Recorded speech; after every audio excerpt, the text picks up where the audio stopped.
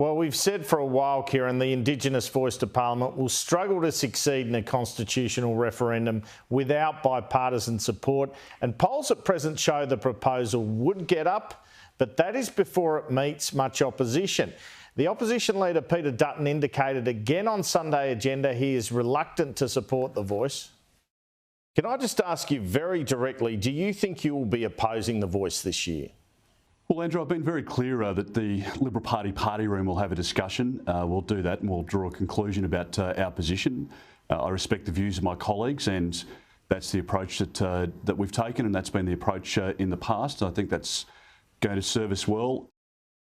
So hardly effusive about it. The Liberal leader did not rule out that Liberal MPs will effectively be given a conscience vote, should I say, when it comes to supporting a referendum or not.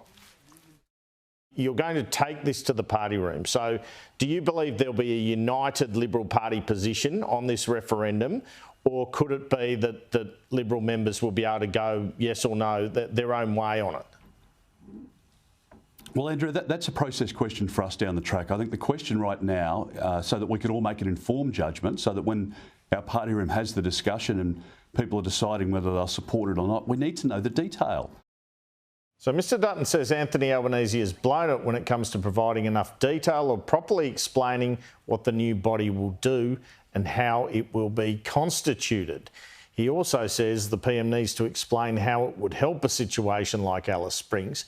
He says the PM keeps referring to the Karma Langton report on the model, but is not committed to what is contained in that report even. Nobody has the detail as to what the Voice will be or do.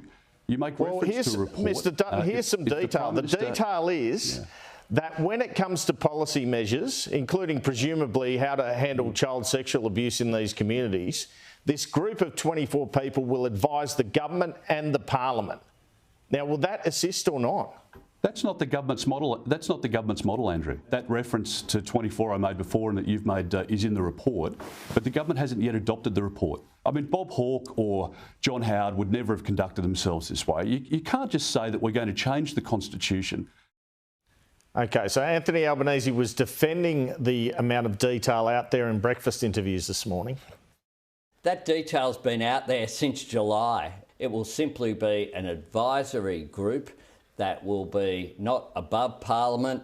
Its advice doesn't have to be taken, but it does have to be heard. And you get better results when you actually listen to people and when you engage with them. And that's what the Voice is about.